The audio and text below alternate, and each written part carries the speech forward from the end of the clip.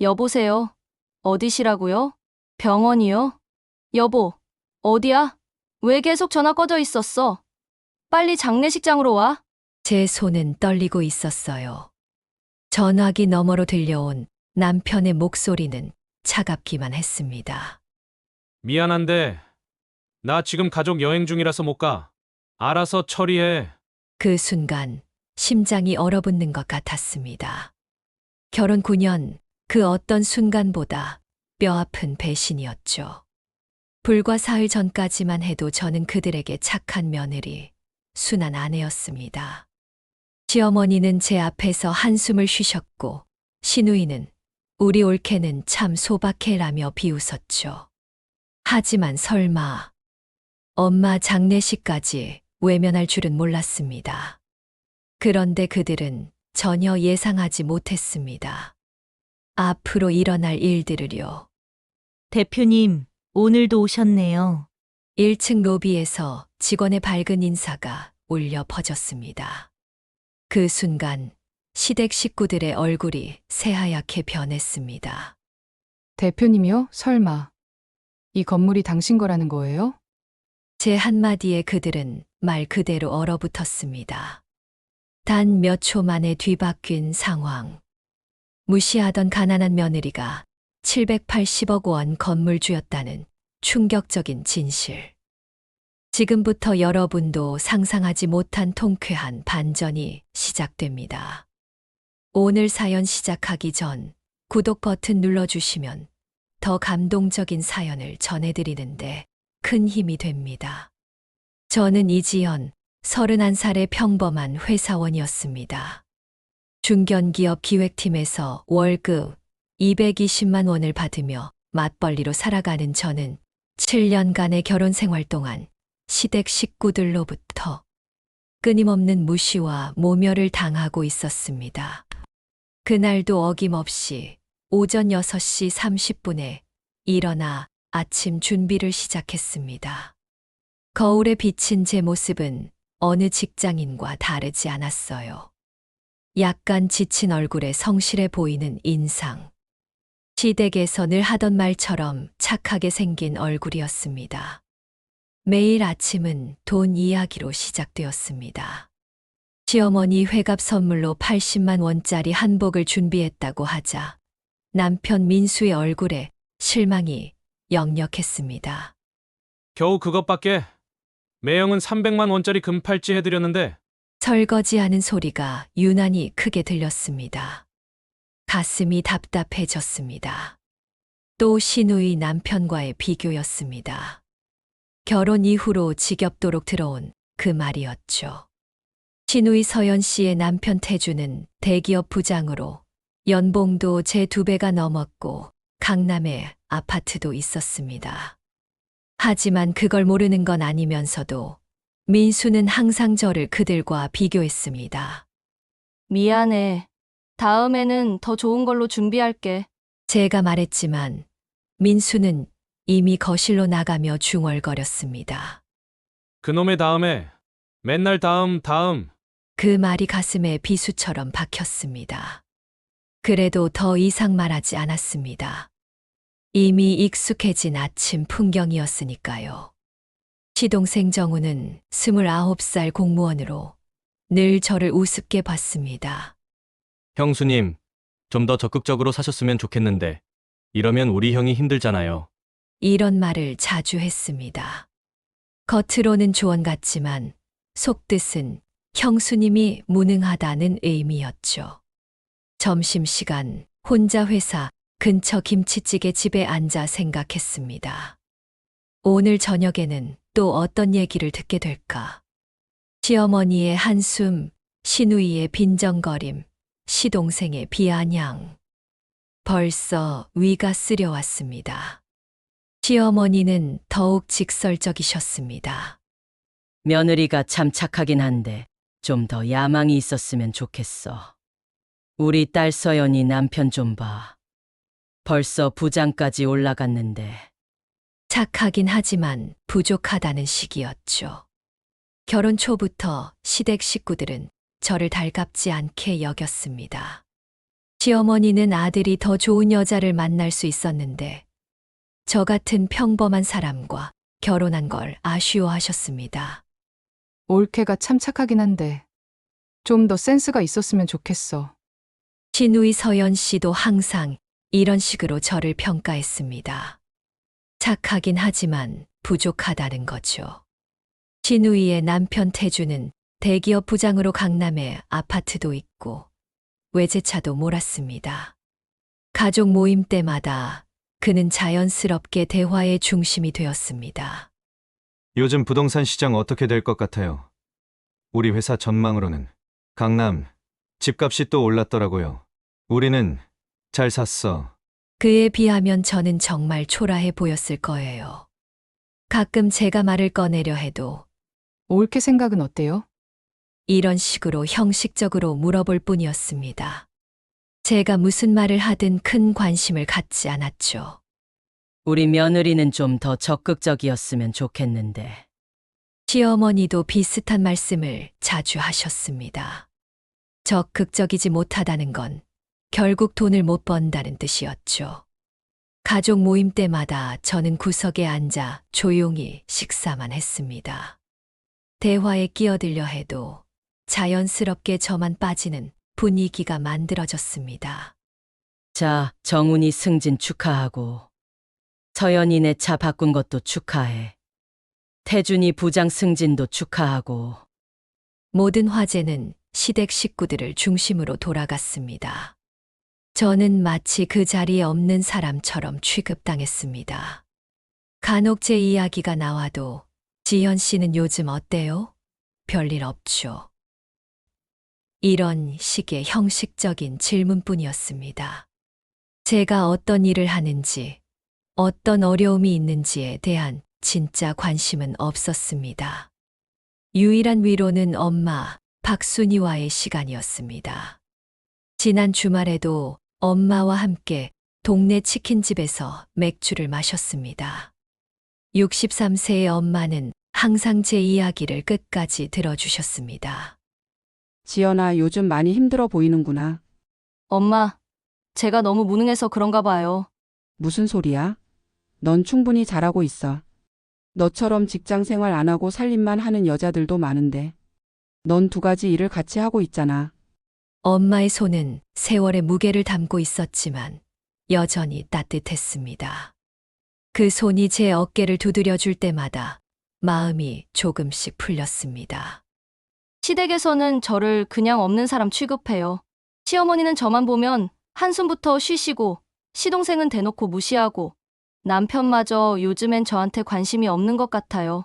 그래도 민수는 너를 사랑해서 결혼한 거 아니냐? 처음엔 그랬겠죠.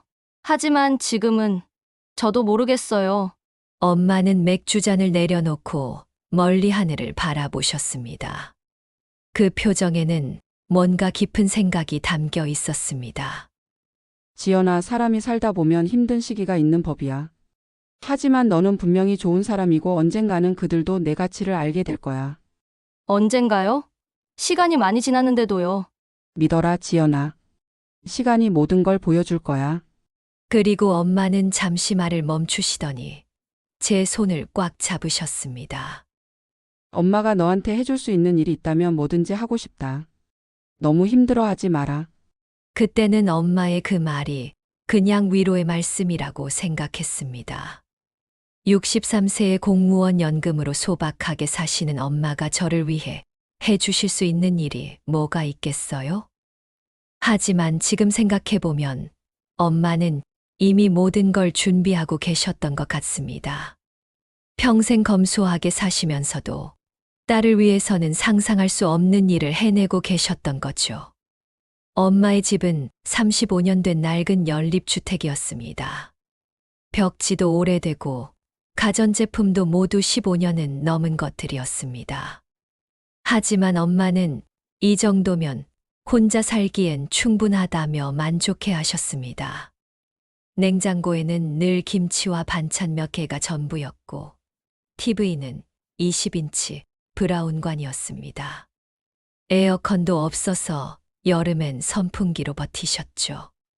엄마, 에어컨 하나 사드릴까요? 아니야. 선풍기로도 충분해. 돈 아껴라. 이런 분이셨습니다.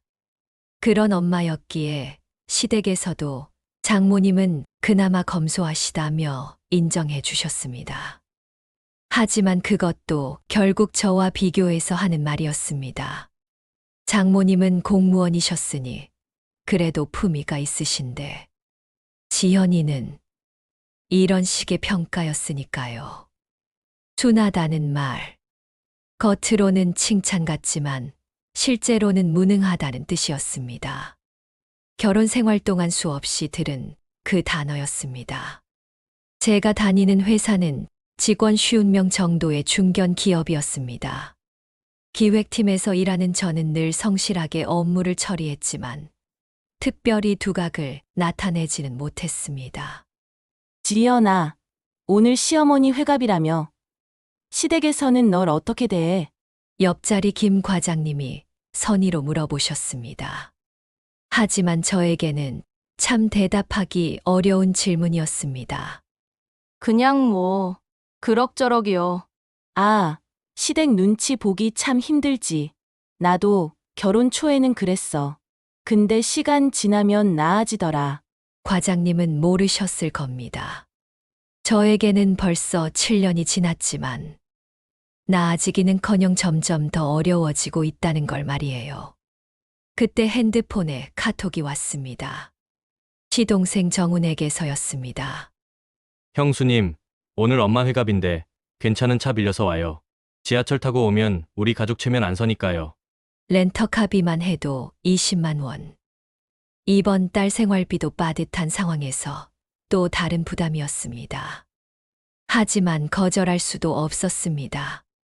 거절했다가는 또 한 달 내내 시댁에서 핀잔을 들어야 하니까요. 오후 2시쯤 엄마에게서 전화가 왔습니다. 지연아, 목소리가 평소와 달랐습니다. 힘이 없고 말이 어눌했습니다. 저는 즉시 무언가 잘못되었다는 것을 직감했습니다. 엄마의 목소리에는 평소의 안정감이 전혀 느껴지지 않았습니다. 엄마, 무슨 일이세요? 머리가 너무 아프다. 지연아, 어지럽다. 그 순간 심장이 멎는 것 같았습니다. 엄마의 목소리가 점점 작아지더니 전화가 끊어졌습니다. 저는 즉시 자리에서 벌떡 일어났습니다. 주변 동료들이 놀란 표정으로 바라봤지만 그럴 여유가 없었습니다. 과장님, 급한 일이 생겨서 먼저 퇴근하겠습니다. 저는 가방을 챙겨 사무실을 뛰쳐나갔습니다. 엘리베이터가 오기를 기다릴 수도 없어서 계단으로 달려 내려갔습니다.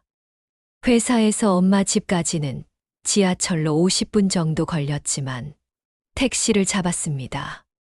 택시 안에서 저는 계속 엄마께 전화를 걸어봤지만 받지 않으셨습니다. 불안감이 점점 커져갔습니다. 엄마는 평소에도 전화를 잘 받지 않는 편이었지만 오늘은 뭔가 달랐습니다. 급히 엄마 집으로 달려갔습니다. 집 앞에 도착했을 때 이미 119 구급차가 와 있었습니다. 이웃분이 신고해 주신 거였습니다. 뇌출혈 의심됩니다. 빨리 병원으로 가야 해요. 구급대원의 말에 머리가 하얘졌습니다. 구급차 안에서 의식을 잃고 계신 엄마의 손을 잡고 있는데 그 손이 너무 차가웠습니다. 63세의 엄마는 평소에도 건강하신 편이었습니다. 매일 새벽 산책을 하시고 규칙적인 생활을 하셨습니다. 그런 엄마가 갑자기 쓰러지시다니 현실이 믿어지지 않았습니다. 구급차는 사이렌을 울리며 병원으로 달려갔습니다. 저는 엄마의 손을 꽉 잡고 있었지만 엄마는 아무런 반응이 없으셨습니다. 병원에 도착해서 응급실로 들어가시는 엄마를 바라보며 떨리는 손으로 남편 민수에게 전화를 걸었습니다. 여보, 엄마가 쓰러지셨어. 뇌출혈이래. 빨리 병원으로 와줘. 뭐, 정말. 지금 어디 병원이야? 서울대병원이야. 빨리 와줘. 알았어. 근데 우리 지금 제주도 가족 여행 와 있는데 저의 심장이 다시 한 번 떨어지는 것 같았습니다. 민수의 목소리에는 당황스러움보다는 귀찮음이 더 많이 묻어 있었습니다. 뭐라고? 엄마가 지금 생사를 오가고 계시는데 그 한마디가 제 가슴을 철퇴로 내리치는 것 같았습니다. 미안한데 지금 가족들이랑 다 있어서 내일 올라가면 안 돼. 내일? 엄마가 지금 중환자실에 계시다고. 알았어. 알았어. 근데 솔직히 장모님 일인데 우리 가족까지 다 움직일 필요는 없잖아. 내가 내일 아침 일찍 올라갈게. 전화가 끊어졌습니다. 7년 결혼 생활에서 이보다 더 절망적인 순간은 없었습니다. 아니, 절망을 넘어서 분노가 치밀어 오르고 있었습니다. 저는 혼자 서울대병원 응급실 의자에 앉아 있었습니다. 시계는 오후 3시 40분을 가리키고 있었고, 엄마는 중환자실에서 생사를 오가고 계셨습니다. 의사 선생님이 나오셨습니다. 50대 후반쯤 되어 보이는 경험이 많아 보이는 분이었습니다. 보호자분이시죠? 네. 환자분 상태가 심각합니다. 뇌출혈이 심해서 48시간이 고비가 될 것 같습니다. 의식은 언제쯤 되찾으실까요? 솔직히 말씀드리면 아직 예단하기 어렵습니다. 최선을 다하겠지만 각오는 하고 계셔야 할 것 같습니다. 각오라는 말에 다리가 후들거렸습니다. 엄마를 잃을 수도 있다는 현실이 무겁게 다가왔습니다. 보호자분이 혼자 계신가요? 가족분들은? 아, 네. 일단 저 혼자 있겠습니다. 차마 남편이 제주도 가족여행 때문에 올 수 없다고 말할 수는 없었습니다. 의사 선생님이 어떤 표정을 지을지 뻔했거든요. 그날 밤 중환자실 밖 의자에서 잠을 청했습니다. 딱딱한 의자에 몸을 맡기고 있는데 핸드폰이 울렸습니다. 민수였습니다. 여보, 장모님, 어떠셔? 아직 의식 못 찾으셨어. 의사 선생님이 48시간이 고비라고. 아, 그래. 많이 힘들겠다. 우리도 내일 오전에 서울 올라가는데 그때 한번 들러볼게. 들러본다는 표현이 마음에 걸렸습니다. 마치 지나가는 길에 잠깐 들르는 것처럼 들렸습니다. 다음 날 아침 간호사님이 면회 시간을 알려주셨습니다. 보호자분, 잠깐 들어가 보실 수 있어요. 5분 정도만요. 중환자실에 들어가서 본 엄마의 모습은 충격적이었습니다. 온몸에 연결된 각종 기계들, 산소 마스크를 쓰고 계신 모습. 어제까지도 저와 술잔을 기울이며 이야기하시던 그분이 맞나 싶었습니다. 엄마, 빨리 일어나세요. 딸이 여기 있어요. 하지만 엄마는 미동도 하지 않으셨습니다. 그때 간호사님이 들어오셨습니다. 환자분 혈압이 조금 불안정해요. 너무 걱정하지 마시고 밖에서 기다려주세요. 밖으로 나와서 또다시 의자에 앉았습니다. 그때 시동생 정은에게서 카톡이 왔습니다. 형수님, 어머니는 좀 어떠세요? 우리 내일 서울 올라가는데 그때 병원 갈게요. 지금은 가족들이 다 모여 있어서 이해해 주세요. 이해해달라는 말이 가슴을 찔렀습니다.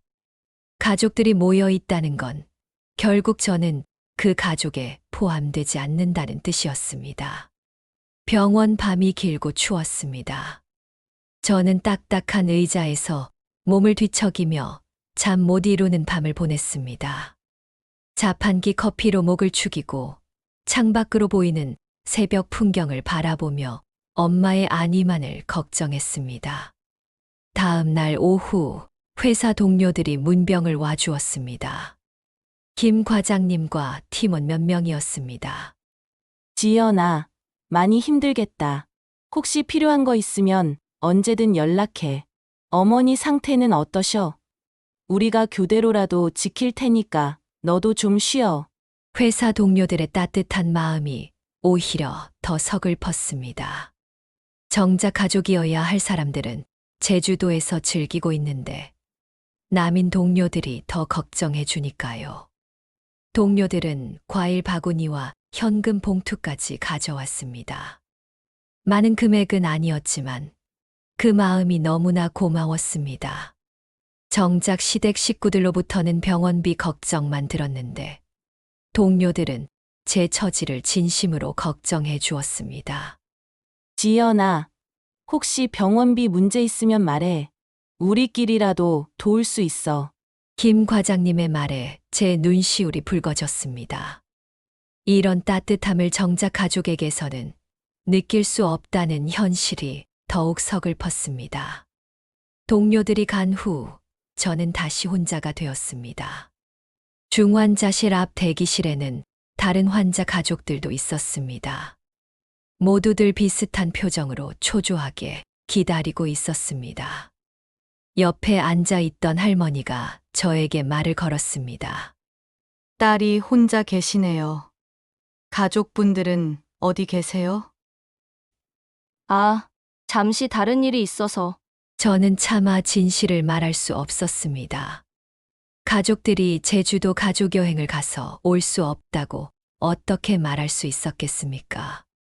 아이고, 이런 때 혼자 계시면 얼마나 힘드시겠어요. 우리 아들도 중환자실에 있는데 온 가족이 교대로 지키고 있어요. 할머니의 말에 제 마음은 더욱 무거워졌습니다. 다른 사람들은 가족이 모두 모여 환자를 돌보는데 저는 혼자 외롭게 버티고 있다는 현실이 절절히 느껴졌습니다. 둘째 날 저녁 민수에게서 전화가 왔습니다. 여보, 장모님 상태 어떠셔? 많이 호전되셨어? 아직 의식을 못 찾으셨어. 의사 선생님이 조금 더 지켜봐야 한다고 하시네. 아, 그렇구나. 많이 힘들겠어. 우리 내일 올라가는데 그때 병원 갈게. 응, 빨리 와줘. 혼자 있기가 너무 힘들어. 알았어. 조금만 더 힘내. 하지만 민수의 목소리에는 진정한 걱정보다는 의무감이 더 많이 느껴졌습니다. 마치 해야 할 일을 하는 것처럼 들렸습니다. 셋째 날 오후 드디어 민수와 시댁 식구들이 병원에 나타났습니다. 시어머니, 시누이 서연 씨, 시동생 정훈까지 모두 왔습니다. 급하게 온 모양인지 차림도 대충이었습니다. 어머, 지연아, 많이 힘들지? 시어머니의 첫마디였습니다. 걱정하는 듯한 말투였지만 어딘지 형식적으로 들렸습니다. 어머니 상태가 어떤데? 시누이 서연 씨가 물어봤습니다. 아직 의식을 못 찾으셨어요. 의사 선생님이 좀 더 지켜봐야 한다고. 아이고, 큰일이네. 병원비는 어떻게 할 거야?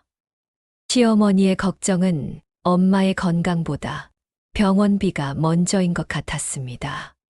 일단 제가 처리하고 있습니다. 형수님, 월급으로 감당이 될까요? 중환자실비가 만만치 않을 텐데. 정훈이 걱정스러운 표정으로 말했습니다. 하지만 그 걱정 속에는 우리에게 부담을 주지 말라는 의미가 숨어 있는 것 같았습니다. 괜찮습니다. 어떻게든 해결하겠습니다. 그래도 우리가 도와야 하는 거 아니야? 민수가 말했지만 목소리에는 별로 내키지 않는다는 기색이 역력했습니다. 아니야, 민수야. 지연이 어머니 일인데 우리가 어떻게 해? 지연이가 알아서 하시는 게 맞지. 시어머니가 민수를 말렸습니다. 결국 남의 일이라는 뜻이었습니다. 의사 선생님이 나오셔서 상황을 설명해 주셨습니다. 환자분 상태가 조금 나아지고 있습니다. 하지만 아직 안심할 단계는 아니고요. 의식은 언제쯤 되찾으실까요? 제가 물어봤습니다. 빠르면 내일, 늦으면 일주일 정도 더 지켜봐야 할 것 같습니다. 아이고, 일주일이나. 시어머니가 한숨을 쉬었습니다. 길어지는 간병이 부담스럽다는 표정이었습니다. 잠깐 면회를 하고 나서 그들은 서둘러 돌아갔습니다. 3일 만에 처음 와서는 30분 만에 가버린 것입니다. 지연아, 우리 먼저 갈게. 여행 때문에 피곤하기도 하고. 벌써 가세요? 좀 더 계시면. 아니야. 내일 다시 올게. 그들이 떠나고 나서 저는 더욱 깊은 외로움을 느꼈습니다. 3일 동안 혼자 간병하다가 가족들이 잠깐 왔다가 금세 가버리니 더욱 쓸쓸함이 밀려왔습니다. 그날 밤은 더욱 길게 느껴졌습니다. 중환자실 앞 의자에 앉아 있으면서 저는 많은 생각을 했습니다. 정말 이들이 가족인가? 진짜 위기 상황에서 이렇게 차갑게 대할 수 있는 사람들과 평생을 함께 살아가야 하는 건가? 새벽 1시쯤 간호사님이 나오셨습니다. 보호자분, 환자분이 잠깐 의식이 돌아오셨어요. 들어가 보세요. 저는 급히 중환자실로 뛰어 들어갔습니다. 그날 밤 기적이 일어났습니다. 엄마가 잠시 의식을 되찾으신 것입니다. 지연아, 엄마의 작은 목소리가 들렸습니다. 저는 눈물을 흘리며 엄마 곁으로 달려갔습니다. 엄마, 정신 차리셨어요? 지연아. 엄마 때문에 힘들었지? 괜찮아요, 엄마. 빨리 일어나세요. 엄마는 힘없는 목소리로 말씀하셨습니다. 지연아, 엄마가 너한테 해주지 못한 게 너무 많아. 무슨 말씀을 그렇게 하세요? 엄마는 충분히 잘해주셨어요. 아니야. 너무 아끼고 살았나 봐. 너한테 더 많은 걸 해주고 싶었는데. 엄마, 그런 말씀하지 마세요. 빨리 나오시면 돼요. 엄마가 제 손을 꽉 잡으셨습니다. 그 손에는 평생의 사랑이 담겨 있었습니다. 지연아, 서랍. 엄마 방 책상 서랍 보거라. 엄마가 남긴 엄마의 목소리가 점점 약해졌습니다. 김 변호사, 김수정 변호사. 명함이 있을 거야. 찾아가거라. 엄마, 지금은 그런 얘기 마시고 푹 쉬세요. 너한테 줄 게 있어. 서랍을. 말씀을 마치시고 엄마는 다시 의식을 잃으셨습니다. 간호사님이 급히 들어와서 상태를 체크하셨습니다. 일시적으로 의식이 돌아오신 거예요. 좋은 신호입니다. 계속 지켜보죠. 하지만 그것이 엄마와의 마지막 대화였습니다. 그 후 이틀 동안 엄마는 다시 의식을 찾지 못하셨습니다. 저는 계속 병원에서 지켰지만 시댁 식구들은 다시 오지 않았습니다. 지연 씨, 많이 힘드시겠지만 조금만 더 기다려보세요. 의료진들도 최선을 다했지만 엄마의 상태는 점점 나빠졌습니다. 나흘 후인 토요일 새벽 3시, 엄마는 조용히 숨을 거두셨습니다. 저는 그 순간 엄마의 손을 잡고 있었습니다. 엄마. 하지만 더 이상 대답은 없었습니다. 간호사님이 오셔서 말씀하셨습니다. 환자분이 돌아가셨어요. 많이 힘드시겠지만 장례 준비를 하셔야겠어요. 저는 오열했습니다. 평생 저를 사랑해 주셨던 유일한 분이 떠나신 것입니다. 그리고 그 마지막 순간까지 혼자였다는 사실이 더욱 가슴 아팠습니다. 엄마가 돌아가신 후에야 시댁 식구들에게서 연락이 왔습니다. 정말? 언제? 민수의 목소리에는 놀라움이 있었지만 깊은 슬픔은 느껴지지 않았습니다. 알겠어. 우리 지금 가서 장례 준비 도와줄게. 하지만 저는 이미 모든 것이 끝났다는 것을 알고 있었습니다. 엄마의 마지막 순간을 함께하지 않은 그들과는 더 이상 함께할 수 없다는 것을요. 장례식장의 형광등 불빛 아래 저는 혼자서 엄마의 영정 사진을 바라보고 있었습니다. 엄마의 온화한 미소가 담긴 흑백 사진 앞에서 지난 며칠간 겪었던 일들을 떠올리고 있었습니다. 지연아, 장례비는 어떻게 할 거야? 시어머니의 목소리에는 여전히 차가운 기운이 흘렀습니다. 마치 제가 그들 가족에게 빚을 진 것처럼 굴었습니다. 어머니, 제가 다 준비했습니다. 제 대답에 시어머니는 코웃음을 쳤습니다. 뭘로? 네가 뭐가 있다고. 우리 민수가 고생만 하네. 민수는 옆에서 그냥 핸드폰만 들여다보고 가만히 있었습니다. 시동생 정훈이 한마디 거들었습니다. 형수님, 솔직히 말해서 장례식도 간소하게 하는 게 낫지 않을까요? 어차피 올 사람도 별로 없을 것 같은데. 그 말에 제 가슴이 찢어지는 것 같았습니다. 엄마는 평생 성실하게 살아오셨는데 마지막 가는 길마저 이렇게 초라하게 여겨지다니. 결국 장례식엔 제가 예상했던 대로 많은 사람이 오지 않았습니다. 회사 동료들 몇 명과 엄마의 오랜 친구 두어 분이 전부였습니다. 그나마 김 과장님이 일찍 와서 도와주지 않았다면 혼자서는 감당하기 어려웠을 것입니다. 지연아, 힘내라. 어머니께서 하늘에서 지켜보고 계실 거야. 김 과장님의 위로 인사에 저는 고개를 끄덕였지만 마음 한편으로는 쓸쓸함이 밀려왔습니다.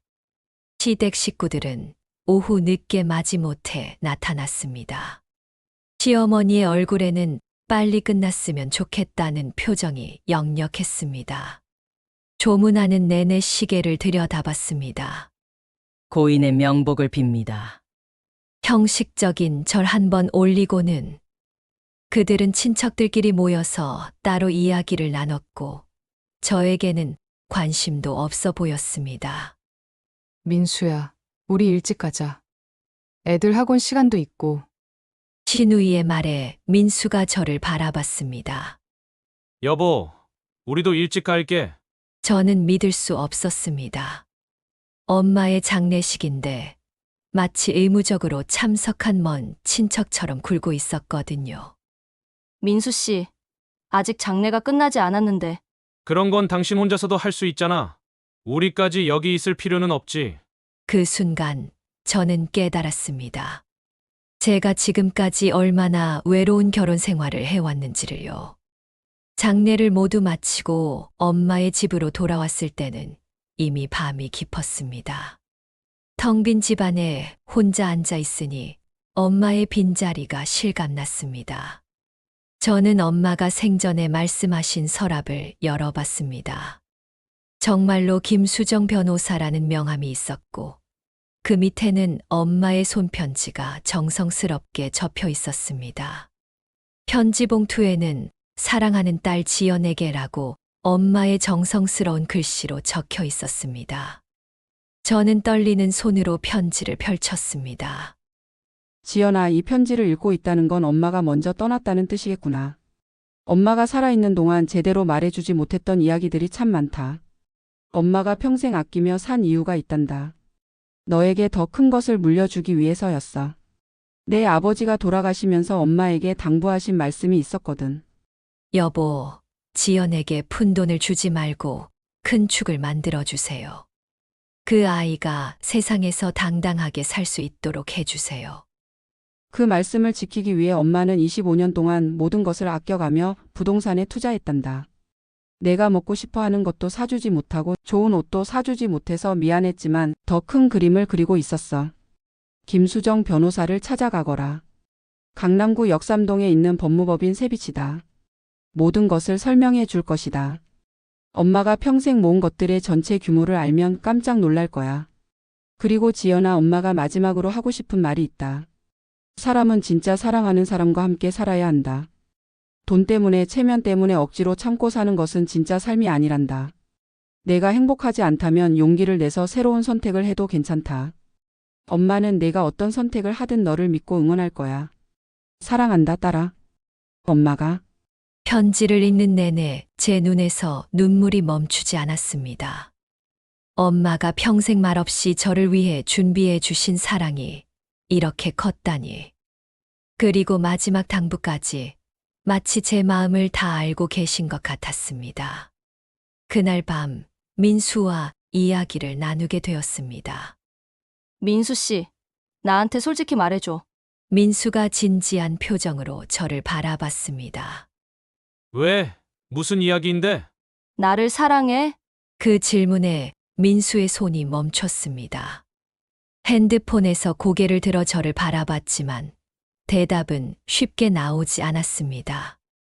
갑자기 왜 그런 이야기를 해? 그냥 궁금해서. 우리가 결혼한 지 벌써 7년인데 나는 지금까지 나는 민수 씨를 정말 사랑했거든. 그런데 자기는 어떤지 모르겠어. 민수가 한참 동안 말을 하지 못했습니다. 그 침묵 자체가 제게는 답이었습니다. 지연아, 사랑이 뭐가 중요해? 우리는 가족이잖아. 가족이라. 그럼 만약 내가 재벌집 딸이었다면 너희 가족들이 나를 다르게 대했을까?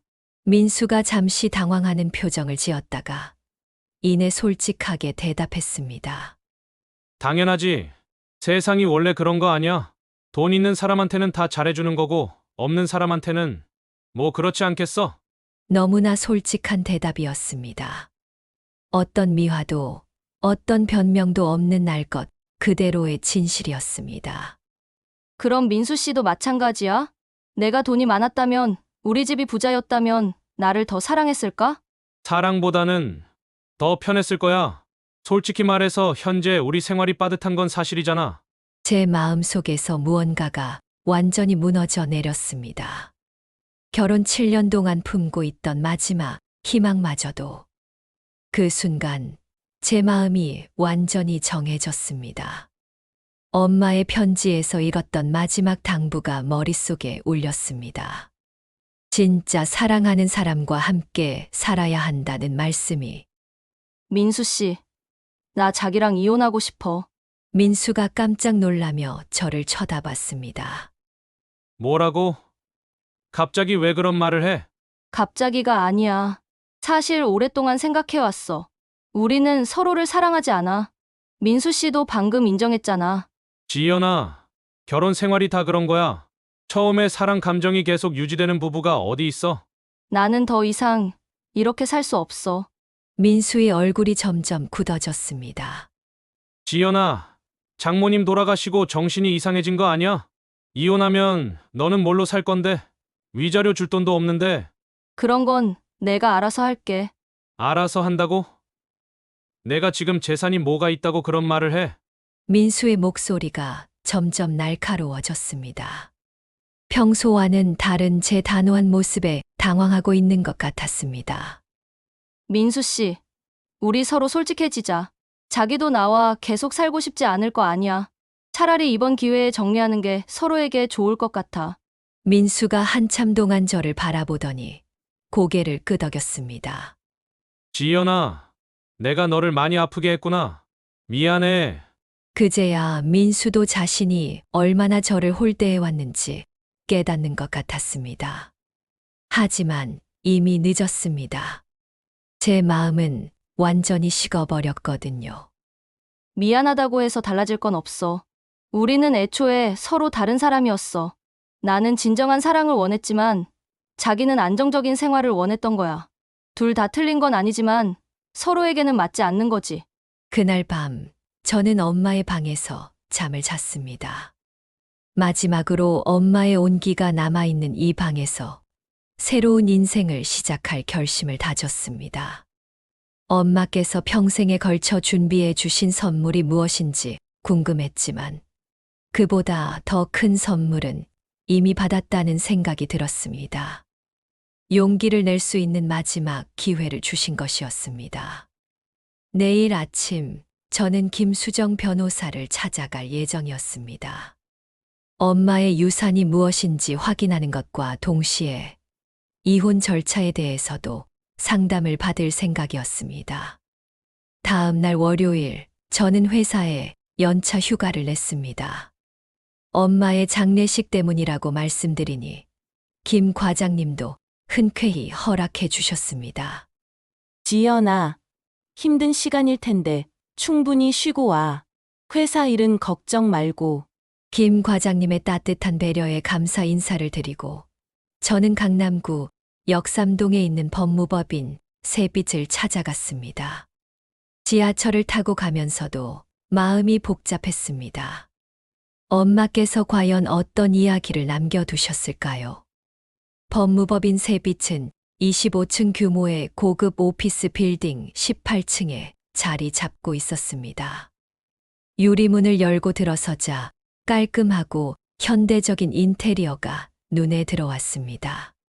접수 직원이 친절하게 맞이해 주었습니다. 안녕하세요.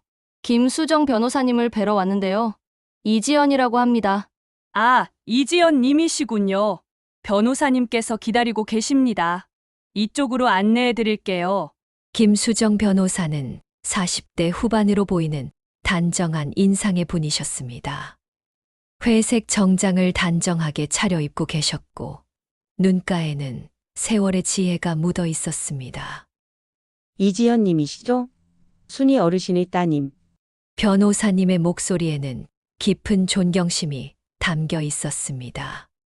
네, 맞습니다. 어르신의 부고를 듣고 정말 가슴이 아팠습니다. 18년 동안 한 달에 한 번씩 저를 찾아오셨거든요. 참 인자하시고 지혜로우신 분이셨어요. 김수정 변호사님은 저를 편안한 소파로 안내하시며 따뜻한 차를 내어주셨습니다. 18년 동안이요? 네. 처음 뵌 것이 2007년이었으니까요. 그때 어르신께서 작은 상가 하나를 사시면서 제게 법적 자문을 요청하셨습니다. 공무원 월급에서 생활비를 빼고 남은 돈을 모두 부동산 투자에 쓰고 싶다고 하시더라고요. 변호사님의 설명을 들으며 저는 점점 놀라게 되었습니다. 엄마께서 그런 계획을 세우고 계셨다니 전혀 몰랐습니다. 처음에는 정말 작은 시작이었어요. 용산구에 있는 작은 상가 하나였습니다. 25평 남짓한 건물이었죠. 하지만 어르신의 안목이 정말 대단하셨어요. 김수정 변호사님은 책장에서 두꺼운 파일을 꺼내 오셨습니다. 18년간의 거래 내역이 모두 정리되어 있었습니다. 어르신께서는 매번 오실 때마다 시장 분석 자료를 가져오셨어요. 공무원이시면서도 부동산 시장에 대한 이해도가 웬만한 전문가보다 뛰어나셨습니다. 파일을 펼치시며 변호사님이 계속 설명해 주셨습니다. 2007년에 용산구 상가를 사셨고 3년 후에 그것을 팔아서 서초구에 있는 조금 더 큰 건물로 옮기셨어요. 그렇게 계속 더 큰 건물로 더 좋은 위치로 바꿔가시면서 자산을 키워나가셨습니다. 2015년에는 강남구 삼성동으로 진출하셨고 2019년에는 테헤란로 근처로 옮기셨어요. 그리고 마지막으로 2022년에 현재의 건물을 매입하셨습니다. 저는 엄마의 치밀한 계획에 감탄하지 않을 수 없었습니다. 겉으로는 검소하게 사시면서도 이런 큰 그림을 그리고 계셨다니요. 어르신께서 항상 말씀하셨어요. 내 딸이 세상에서 당당하게 살 수 있도록 터전을 만들어주고 싶다고요.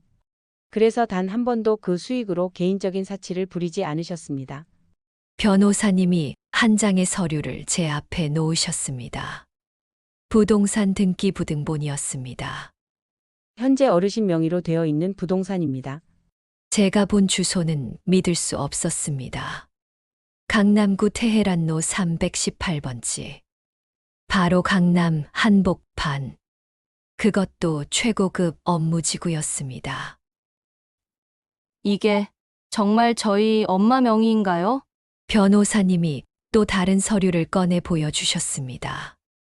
네, 맞습니다. 18층 규모의 오피스텔 겸 상가 건물입니다. 1층부터 4층까지는 상가이고 5층부터 18층까지는 오피스텔입니다. 현재 시가로 평가하면 약 780억 원 정도 됩니다. 감정평가서도 여기 있어요. 780억. 그 숫자가 현실로 다가오지 않았습니다. 저는 잠시 어지러움을 느꼈습니다. 잠깐, 780억 원이요? 정말요? 네. 부동산 시장이 많이 올랐거든요. 특히 강남 지역은 더욱 그렇고요. 어르신께서 정말 탁월한 안목으로 투자하셨습니다. 변호사님이 계산기를 꺼내 보여주셨습니다. 현재 이 건물의 월 임대료 수입은 약 4억 2천만 원입니다. 1층 상가들은 임대료가 비싸고 오피스텔도 강남 지역이라 임대료가 상당히 높거든요. 어르신은 평생 이 건물 임대료로 매월 4억 원 이상의 수입이 있으셨습니다. 하지만 단 한 번도 그 돈을 개인적으로 쓰지 않으셨어요. 저는 충격의 말을 잃었습니다. 엄마께서 월 4억 원의 수입이 있으시면서도 여전히 낡은 연립주택에서 검소하게 사셨다는 것이 믿어지지 않았습니다. 그 돈은 어디로 갔나요? 모든 수익을 재투자하거나 적금으로 모아두셨습니다. 여기 통장 내역서를 보시면 변호사님이 보여준 통장에는 놀라운 금액이 적혀 있었습니다. 적금과 예금을 합쳐서 약 220억 원이 있었습니다. 총 재산이 1,000억 원 정도 되시는 거네요. 어르신께서 늘 말씀하시곤 했어요. 돈이 목적이 아니라 수단이다. 내 딸이 진정으로 원하는 삶을 살 수 있게 해주는 것이 목적이다라고요. 변호사님의 말을 듣고 있으니 엄마의 편지가 다시 생각났습니다. 진짜 사랑하는 사람과 함께 살아야 한다는 마지막 당부 말이에요. 유언장입니다. 변호사님이 정성스럽게 봉인된 서류를 꺼내 주셨습니다. 모든 재산을 따님께 상속한다는 내용입니다. 상속세를 제외하고도 상당한 금액이 남을 거예요. 저는 떨리는 손으로 유언장을 받아들었습니다. 엄마의 정성스러운 글씨로 쓰여진 유언장에는 간단하지만 깊은 뜻이 담겨 있었습니다. 내 모든 재산을 사랑하는 딸 이지연에게 상속한다. 이 재산으로 내가 진정 원하는 삶을 살기를 바란다. 박순희. 상속 절차는 어떻게 되나요?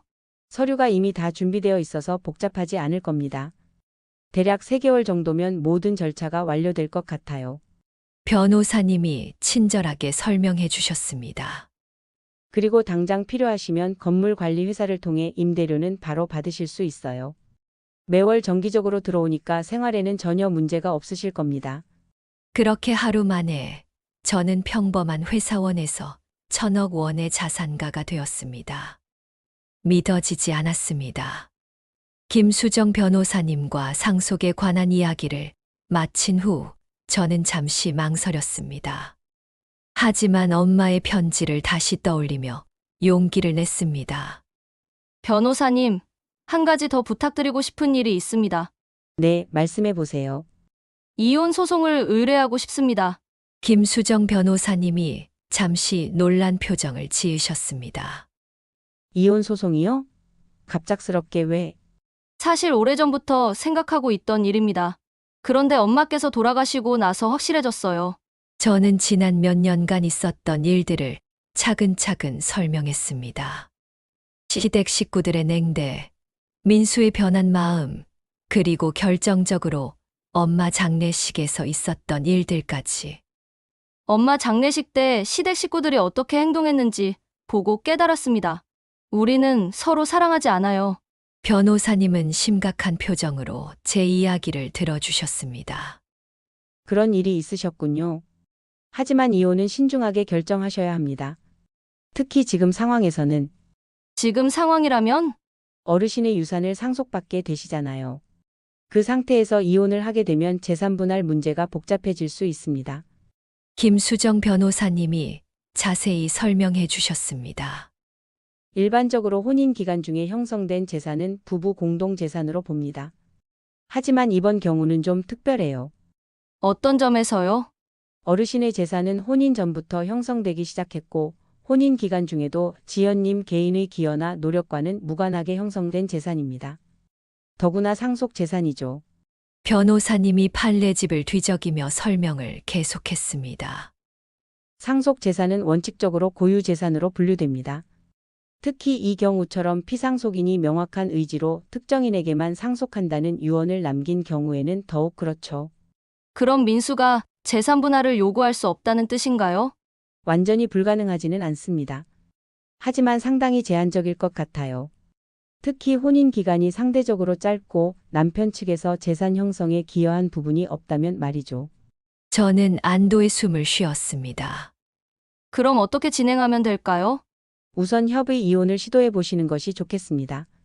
남편분께서 합의해 주신다면 가장 빠르고 간단한 방법이죠. 민수가 쉽게 합의해 줄지 모르겠어요. 그렇다면 조정 이혼이나 심판 이혼을 고려해야 합니다. 다만 현재 상황에서는 남편 측에서 재산을 알게 되면 입장이 달라질 수도 있어요. 변호사님의 말에 저는 고개를 끄덕였습니다. 변호사님, 혹시 제 상속 사실을 비밀로 유지하면서 이혼을 진행할 수 있을까요? 가능은 하지만 쉽지 않을 것 같습니다. 상속 절차가 진행되면서 공적인 기록이 남게 되거든요. 얼마나 시간이 걸릴까요? 협의 이혼이라면 빠르면 한 달 안에도 가능합니다. 하지만 조정이나 심판까지 간다면 몇 개월에서 1년 정도 걸릴 수도 있어요. 변호사님이 메모를 하며 물어보셨습니다. 이혼 사유를 명확히 정리해야 합니다. 현재까지 말씀해 주신 내용으로는 성격 차이, 가치관의 차이, 그리고 시댁 식구들과의 갈등 정도가 되겠네요. 혹시 다른 사유는 없으신가요? 예를 들어 외도나. 아니요. 그런 건 없습니다. 저희는 그냥 서로 사랑하지 않게 된 거예요. 변호사님이 고개를 끄덕이며 기록했습니다. 알겠습니다. 우선 이혼 의사를 남편분께 전달하고 협의 가능성을 타진해 보시겠어요? 네, 그렇게 하겠습니다. 그럼 이렇게 진행하시죠. 우선 지연님께서 남편분께 이혼 의사를 밝히시고 협의 이혼 가능성을 확인해 보세요. 변호사님이 일정을 설명해 주셨습니다. 만약 남편분께서 거부하신다면 그때 법적 절차를 진행하겠습니다. 상속 절차와 병행해서 진행할 수 있어요. 위자료는 어떻게 되나요? 현재 상황에서는 지연님께서 유책 배우자가 아니므로 위자료를 지급할 의무는 없을 것 같습니다. 오히려 시댁 식구들의 과도한 개입과 모욕적 언행이 있었다면. 아니에요. 그런 건 요구하지 않겠습니다. 그냥 깨끗하게 정리하고 싶어요.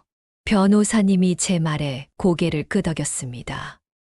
좋은 마음가짐이십니다. 그럼 우선 남편분과 대화를 시도해 보시고 결과를 알려주세요. 사무소를 나오기 전에 변호사님이 마지막으로 물어보셨습니다. 정말 확실하게 결심하신 거죠? 한번 이혼 절차가 시작되면 되돌리기 어려워요. 저는 잠시 생각해 보았습니다. 민수와 함께했던 9년의 결혼 생활이 스쳐 지나갔습니다. 하지만 그 중에서 진정으로 행복했던 순간을 찾기는 어려웠습니다. 네, 확실합니다. 엄마께서 마지막 편지에서 말씀하셨어요. 진짜 사랑하는 사람과 함께 살아야 한다고요. 그 말씀이 이혼을 의미하는 건 아닐 수도. 아니에요. 저는 민수를 사랑하지 않습니다. 그리고 민수도 저를 사랑하지 않아요. 이제 확실해졌어요. 변호사님이 이해한다는 표정으로 고개를 끄덕였습니다. 알겠습니다. 그럼 준비 서류를 정리해 두겠습니다. 연락 주세요. 법무법인을 나와서 저는 무거운 발걸음으로 집으로 향했습니다. 하루 만에 1,000억 원의 상속자가 되고 이혼 절차까지 시작하게 되었습니다. 지하철을 타고 가면서 저는 스마트폰으로 민수에게 메시지를 보냈습니다. 오늘 밤에 중요한 얘기가 있어. 집에서 기다려줘. 민수에게서 금세 답장이 왔습니다. 무슨 일이야? 혹시 장모님 유산 관련해서? 저는 답장하지 않았습니다. 오늘 밤 모든 것을 정리할 예정이었습니다. 하지만 저는 아직 몰랐습니다. 며칠 후 제 정체가 시댁 식구들에게 우연히 발각될 것이라는 사실을요. 집에 돌아온 저는 엄마의 편지를 다시 꺼내 읽었습니다. 지연아, 사람은 진짜 사랑하는 사람과 함께 살아야 한다. 돈 때문에, 체면 때문에 억지로 참고 사는 것은 진짜 삶이 아니란다. 엄마의 말씀이 제게 용기를 주었습니다. 이제 새로운 시작을 할 때였습니다. 오늘 밤 민수에게 이혼 이야기를 꺼낼 예정이었습니다. 아직 제 상속 사실은 비밀로 하면서 순수하게 감정적인 문제로만 접근할 생각이었습니다. 그렇게 해야 민수의 진심을 확인할 수 있을 테니까요. 저는 심호흡을 하며 마음을 다잡았습니다. 엄마께서 평생에 걸쳐 준비해 주신 새로운 인생이 이제 막 시작되려 하고 있었습니다. 집에 도착한 저는 민수와 저녁을 먹고 거실에 있을 때였습니다. 민수 씨, 우리 이혼하자. 저는 조용히 말했습니다. 민수는 처음에는 놀란 표정을 지었지만 곧 차분해졌습니다. 정말 그렇게 생각해? 응. 우리는 더 이상 사랑하지 않아. 서로에게 좋지 않은 것 같아. 민수가 한참 동안 생각하더니 고개를 끄덕였습니다. 사실 나도 그런 생각을 하고 있었어. 저는 놀랐습니다. 민수가 이렇게 쉽게 동의할 줄은 몰랐거든요. 정말? 응. 솔직히 말하면 우리 결혼 생활이 행복하지 않았잖아. 너도 그렇고 나도 그렇고.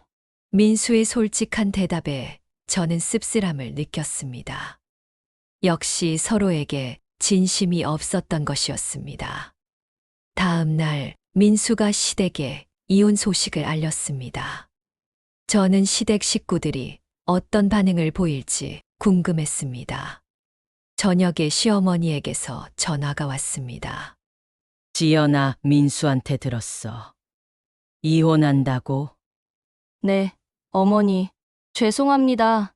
그런데 시어머니의 반응은 예상과 달랐습니다. 뭐, 어쩔 수 없지. 사실 우리도 걱정이 많았어. 걱정이요?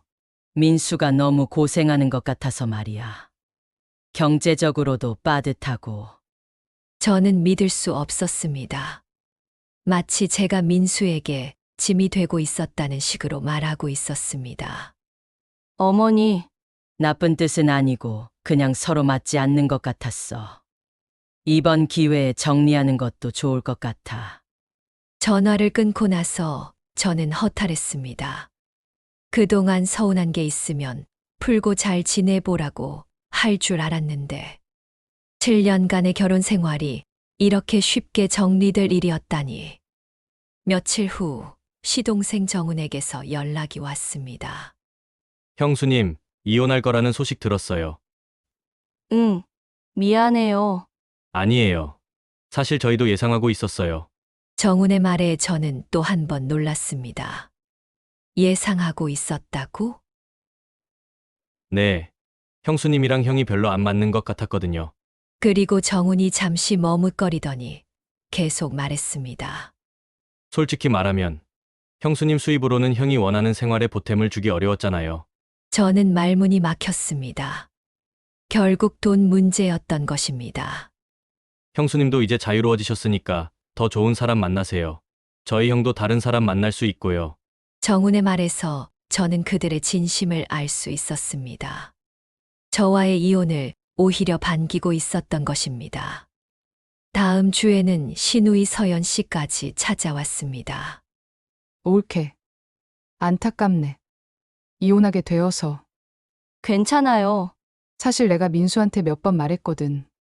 현실적으로 생각해보라고. 저는 무슨 말인지 알 것 같았지만 묻지 않을 수 없었습니다. 현실적으로요? 네. 민수도 나이도 있고 좋은 조건의 여자 만나려면 빨리 결정해야 한다고 했어. 서연 씨의 말에 저는 충격을 받았습니다. 제가 좋은 조건이 아니라는 것을 전제로 한 조언이었습니다. 민수도 이제 아무것도 얽매이지 않고 새로 시작할 수 있게 되었잖아. 옳게도 마찬가지고. 그렇게 생각하시는군요. 맞아. 억지로 참고 사는 것보다는 낫죠. 저는 그제야 확실히 깨달았습니다. 시댁 식구들에게 저는 민수에게 맞지 않는 어쩔 수 없이 참고 살아야 하는 상대였던 것입니다. 이혼 서류를 작성하던 날, 시어머니가 저를 따로 불렀습니다. 지연아, 그동안 우리 집 며느리 노릇하느라 고생 많았어. 시어머니의 말투에서 저는 묘한 느낌을 받았습니다. 마치 고생이라는 표현 자체가 저를 동정하는 것 같았습니다. 별 말씀을요. 민수도 이제 새로운 기회를 찾을 수 있게 되었고, 너도 마찬가지야.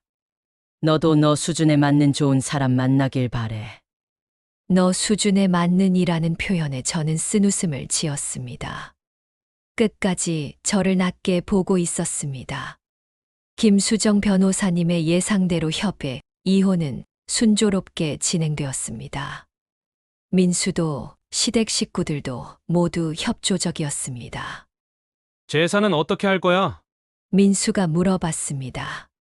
아파트는 민수 씨가 가져. 나는 아무것도 원하지 않아. 진짜? 민수는 고마워했지만 그 고마움도 진심이라기보다는 의무적인 것 같았습니다. 구청에서 이혼 신고서를 제출하는 날, 민수와 함께 갔습니다.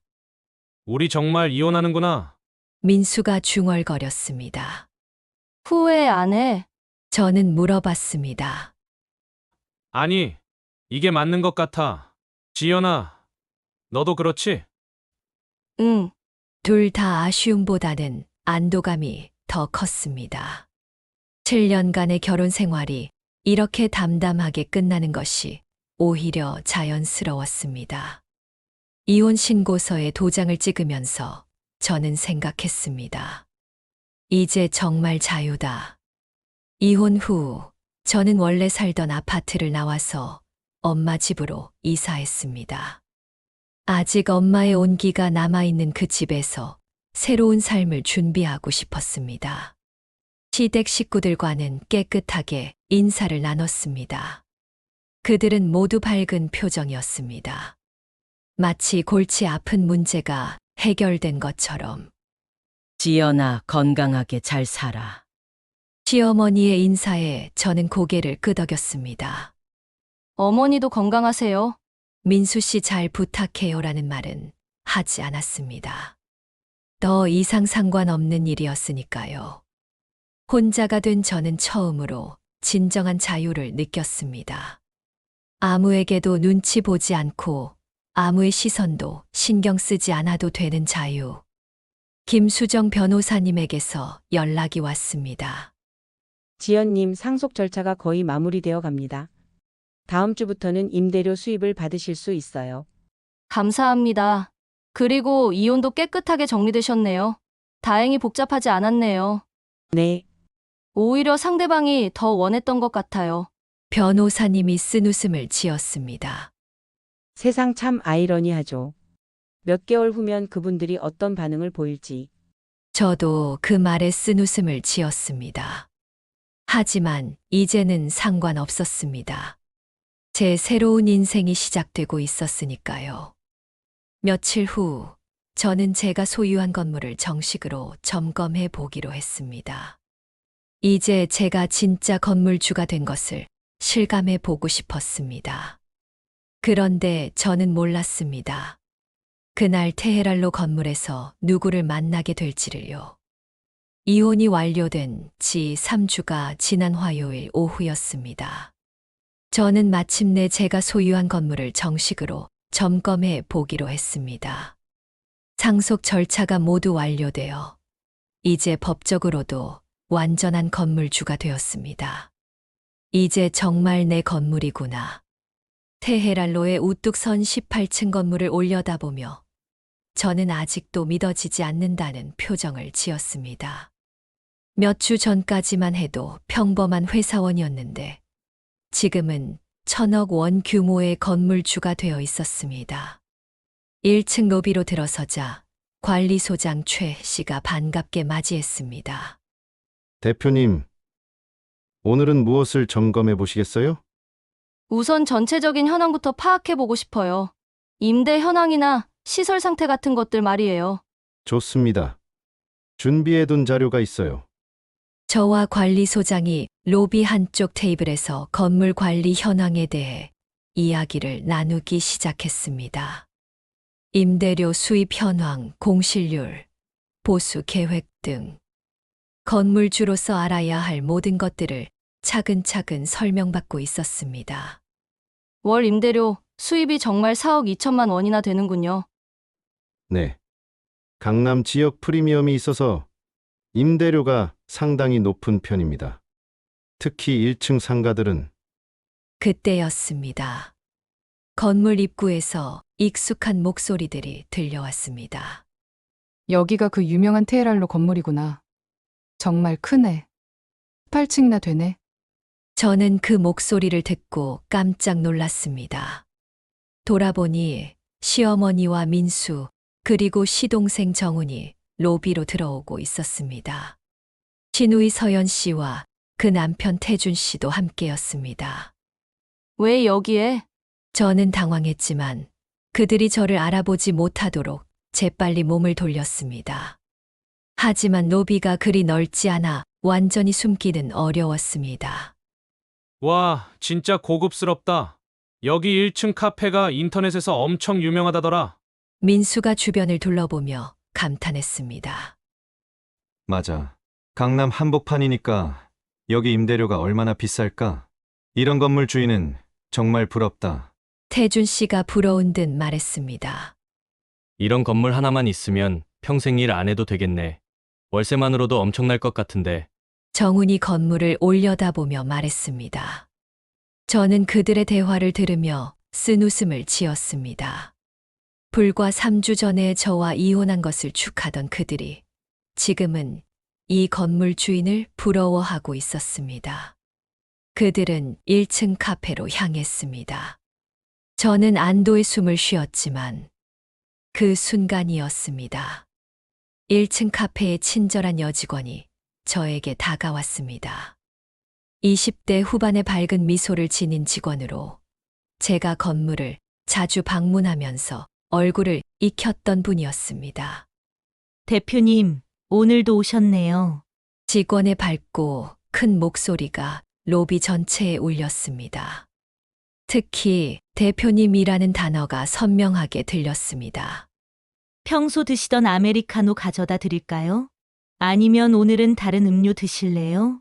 카페에 앉아 메뉴를 보고 있던 민수 일가족들의 손이 멈췄습니다. 대화도 갑자기 중단되었습니다. 민수가 천천히 고개를 돌려 목소리가 난 방향을 봤습니다. 그리고 저와 눈이 마주쳤습니다. 몇 초간 정적이 흘렀습니다. 민수의 눈이 점점 커졌습니다.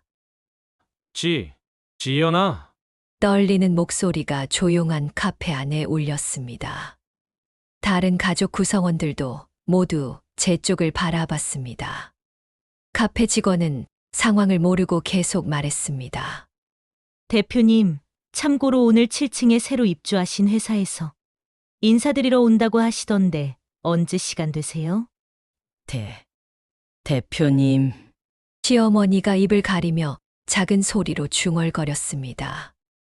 하지만 조용한 로비에서 그 소리는 제게도 들렸습니다. 정훈이 의자에서 일어났습니다.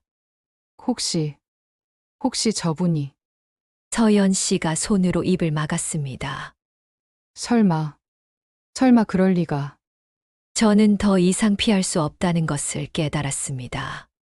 천천히 그들이 앉은 테이블로 걸어갔습니다. 관리소장도 뒤따라왔습니다. 안녕하세요. 제 인사에 그들은 아무도 대답하지 못했습니다. 모두 입을 벌린 채 저를 바라보고만 있었습니다.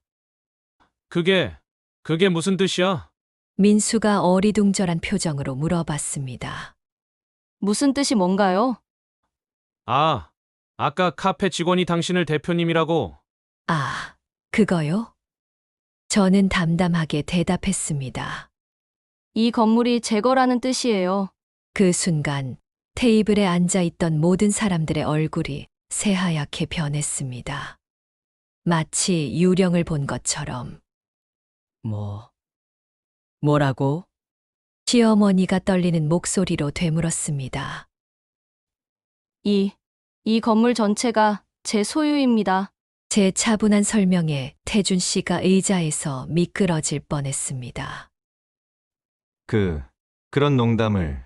농담으로 들리시나요? 그때 관리소장이 완벽한 타이밍에 나타났습니다. 대표님, 다른 층 점검은 내일 하시겠어요? 아니면 지금 같이 올라가 보시겠어요? 관리소장의 말이 마지막 확인이었습니다. 이제 의심할 여지가 없었습니다. 이럴 수가. 서연 씨가 손으로 입을 막고 중얼거렸습니다. 어떻게 이런 일이. 정훈도 말을 제대로 잇지 못했습니다. 민수는 그냥 저를 멍하니 바라보고만 있었습니다. 입이 벌어진 채로 저는 그들의 충격받은 표정을 바라보며 복잡한 감정을 느꼈습니다. 불과 3주 전까지만 해도 이들은 저를 가난한 며느리라고 부르며 무시했었습니다. 엄마께서 25년 동안 준비해 주신 겁니다. 저는 조용히 말했습니다. 그 가난한 공무원 할머니가 정훈이 믿을 수 없다는 표정으로 말했습니다. 네. 그 가난한 공무원 할머니가 평생 검소하게 사시면서 이 모든 것을 준비해 주신 겁니다. 제 말에 일순간 정적이 흘렀습니다. 시어머니가 떨리는 목소리로 물어봤습니다. 그럼 이혼할 때 당신은 이미 알고 있었던 거야? 네. 알고 있었습니다. 왜?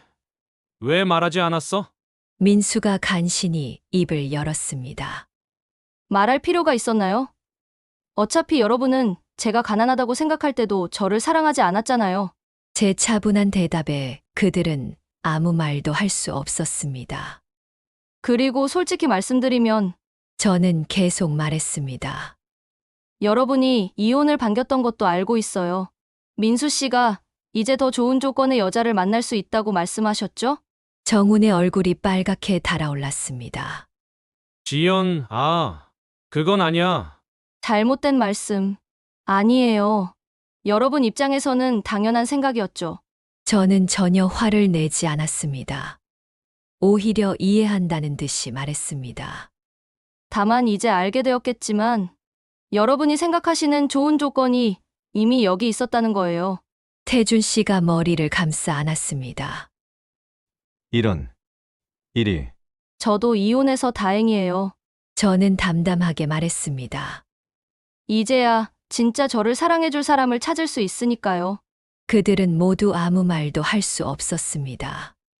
3주 전에 가난한 며느리와 이혼한 것을 축하던 그들이 지금은 1,000억 원 건물주 앞에서 말문이 막힌 상태였습니다.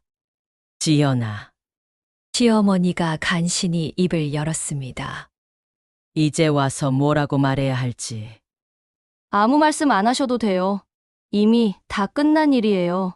저는 시계를 보며 말했습니다. 저는 건물 점검을 계속해야 하니까 이만 가보겠습니다. 천천히 커피 드세요. 저는 그들을 뒤로 하고 관리소장과 함께 엘리베이터로 향했습니다. 뒤에서 민수의 목소리가 들렸습니다. 지연아, 잠깐. 하지만 저는 돌아보지 않았습니다. 엘리베이터 문이 닫히면서 그들의 모습이 사라졌습니다. 엘리베이터 안에서 관리소장이 조심스럽게 물어봤습니다. 대표님, 아는 분들이신가요? 예전에 알던 사람들이에요. 저는 담담하게 대답했습니다. 이제는 남이지만요. 엘리베이터가 올라가면서 저는 창밖을 바라봤습니다. 엄마께서 준비해 주신 새로운 인생이 이제 진짜로 시작되고 있었습니다. 그 후로 6개월이 지났습니다. 저는 회사를 그만두고 엄마의 건물을 직접 운영하기로 했습니다. 그리고 1층 카페에서 일하던 박정우 씨와 가까워졌습니다. 35살에 듬직하고 마음이 넓은 사람으로 처음엔 저를 대표님으로만 대했지만 점점 인간적인 관계로 발전해 갔습니다. 대표님, 요즘 많이 밝아지셨네요. 예전에는 뭔가 무거운 느낌이었는데. 정호 씨 덕분인 것 같아요. 진짜 듬직한 사람을 만나니까 마음이 따뜻해져요. 저도 대표님과 이야기하는 시간이 좋아요. 다른 사람들은 저를 그냥 카페 직원으로만 보는데 대표님은 진짜 제 이야기를 들어주세요. 그렇게 두 사람은 조금씩 가까워졌습니다. 정호는 제 과거에 대해서는 묻지 않았지만 현재의 저를 있는 그대로 받아들여 주었습니다. 또 6개월 후 정호는 용기를 내어 저에게 고백을 했습니다. 지연아, 나와 사귀어 줄래? 지연의 눈에 눈물이 고였습니다. 정말요? 진심이에요? 응. 너와 함께라면 정말 행복할 것 같아. 내가 진짜 사랑하는 사람은 너야. 저도 정호 씨를 좋아해요. 처음 만났을 때부터 뭔가 특별한 사람이라고 생각했어요. 1년 후 저희는 작지만 행복한 결혼식을 올렸습니다. 신혼여행은 유럽으로 갔습니다. 파리의 에펠탑 앞에서 정호 씨와 함께 사진을 찍을 때 저는 정말 온 세상을 다 가진 기분이었습니다. 정호 씨, 정말 행복해요. 나도야. 진짜 이런 행복이 있는 줄 몰랐어. 돌아온 후 두 사람은 계획했던 대로 카페 사업을 확장했습니다.